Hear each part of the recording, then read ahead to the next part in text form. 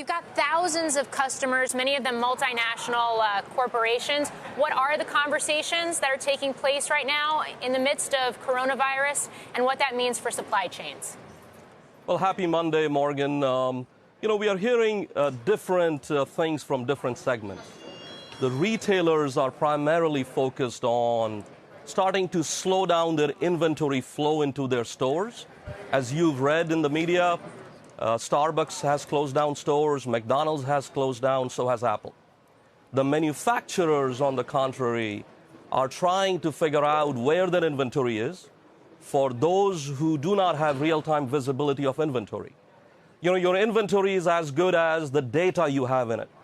And if your data has latency, then you want to figure out how to get real-time data on your inventory and how do you move inventory from different locations in China, perhaps to other locations in Vietnam, Philippines, Indonesia, assuming you have manufacturing capabilities there.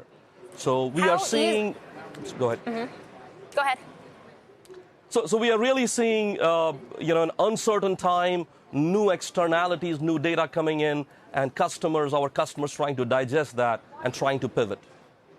If you see factories continue to be closed for longer, quarantines in place, workers not going back to work or working remotely from home, obviously we've already started to see imports come down pretty dramatically, at least based on reports, into China. At what point does this actually become a situation where companies that you work with, for example, are looking to mitigate those supply chains to other countries? How quickly can they do that?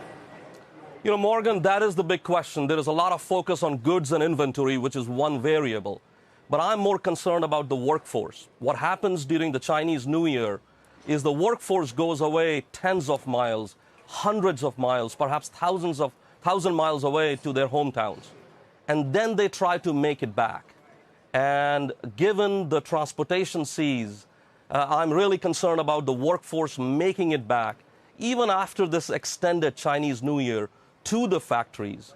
So our customers who have invested in hedging their bet, somewhat partially driven by the tariff wars, and have expanded their manufacturing footprint beyond China, and all their eggs are not in the China basket, have some cushion there.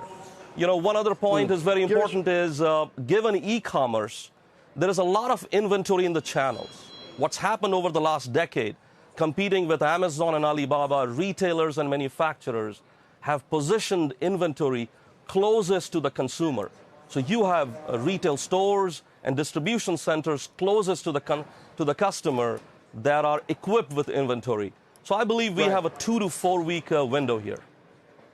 Girish, how much has technology changed the picture, changed the equation, say, over the past 5-10 years, software that's allowed you to look at your supply chain, make predictions? How much has that changed how quickly you think China can recover from this? And do you think it's going to impact the investment that companies make, maybe companies in China make, in this kind of technology going forward? John, that's a great question. What I like to say is that the technology is not the only answer, but it is a big answer.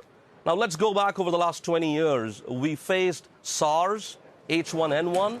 There was the Fukushima disaster.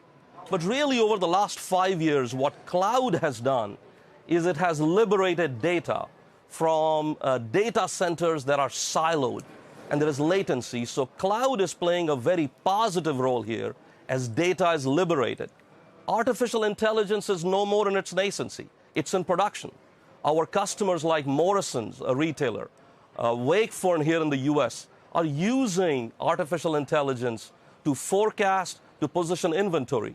So I really believe, given the crisis, as grim as it looks today, technology is a very important liberator to pivot in these changing times as disruptions are dealt with.